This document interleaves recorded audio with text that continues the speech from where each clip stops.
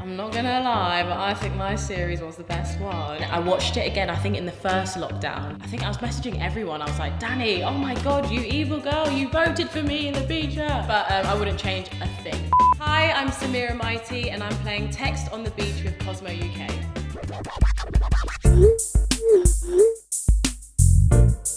Don't forget to subscribe so you can see more. I've got a text. How do you stay authentic to yourself online? I think it's very difficult when you come out of the villa because you try and fit a kind of description that a Love Island girl should be. And I definitely lost myself a little bit when I came out. But now, as the years go on, you go back to your normal self because you start to think, you know, this is who I really am and this is what people actually fell in love with you for. Would you change anything that happened to you in the villa? No, I wouldn't change anything that happened to me in the villa. I was so happy with my journey. I was in a friendship couple, I was chilling, and then I kind of got with a few people and then I left because, you know what, I was in there for like 7 weeks. I was like, I'm done. But I wouldn't change a thing. Who are your best Love Island friends now? I'd say Al is like a dream. He's just the nicest person you'll ever meet in your life. I speak to Danny and Georgia and Montana. You know what, I speak to a few of them on Instagram and stuff like that, but the ones I speak to the most are like Danny, Georgia, Montana, Al, I think. How do you stay supportive, not competitive with your fellow OG Islanders? Oh, good question.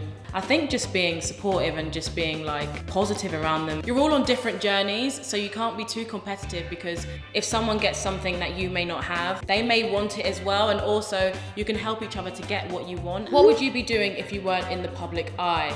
I'd probably be doing what I was doing before the villa, which was in musicals, probably still being a dancer. I'd like to go back to the West End for the right role and for the right show. I'd love to be Eponine in Les Mis if you're watching, you know, casting, let me in. How do you think your series of Love Island compared to others? I'm not gonna lie, but I think my series was the best one. I think my series, everyone had such big personalities and their own uniqueness, and that's why I think it worked so well. There was just so much real drama and so much like fun and games, but what I liked about my series was that we were all friends and we all just generally had a laugh and we weren't there to be like, this is a competition, which I may have seen in other series. Will you watch the new series of Love Island? It's really strange watching a show that you've been in. I can't explain it. I obviously will be tuning in because I've seen a lot of things that there's going to be a lot of changes with diversity, just everything. I think it might be different, so I'll be very interested to see that, and I think it'll be a really good positive change. Did Love Island change what you thought of relationships? No, Love Island didn't change what I thought of relationships. I'm a kind of person where I like to get to know the person very intensely anyway before I start dating them, so I guess in the villa, it is kind of the same situation because you're thrown into it and you've really got to know that person without any distractions. One thing I have learned is to definitely put the phone down. It gets in the way of things, and I think phones and social media is quite toxic sometimes in a relationship, and I think put the phone down and just be present in the moment. How has your life changed since the immediate whirlwind of leaving the villa? It's been a whirlwind and it's been an amazing roller coaster, and I'm so grateful for all the opportunities that I've had. What's your best dating advice? Don't take any from me because I'm single.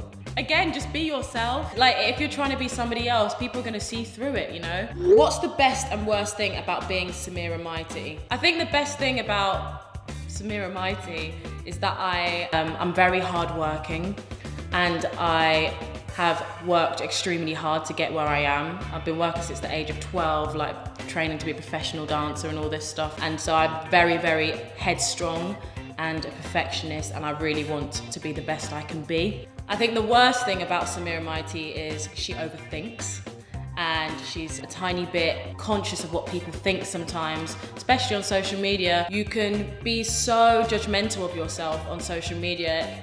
Pictures, videos, it can even be down to a video of me singing. I might post it and I might delete it because I'm like, oh no, what if that one person doesn't? But really, I think if you want to do something on social media, just do it.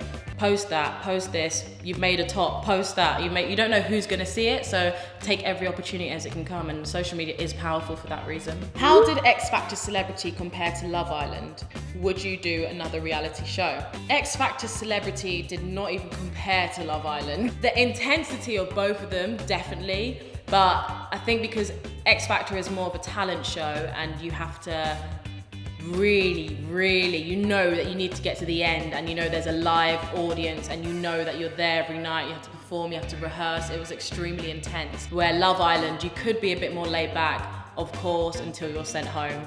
I would do another reality show, maybe like I'm a Celebrity. Strictly is one I really want to do. I think it'd be so good to learn all those different kind of styles, and I already have the training, so it'd be so fun. What are you most proud of? I think being in the West End is like a huge thing. It's ridiculous amounts of training to get yourself on the stage in front of thousands of people, and I think that's such a proud moment to be going through months and months of auditioning, tears, no's, and then finally getting a job in the West End for a contract of a year is just like the most amazing thing, and you're doing what you love, which was dancing for me. Thanks for watching, guys. I hope you enjoyed my answers, and let me know what you think.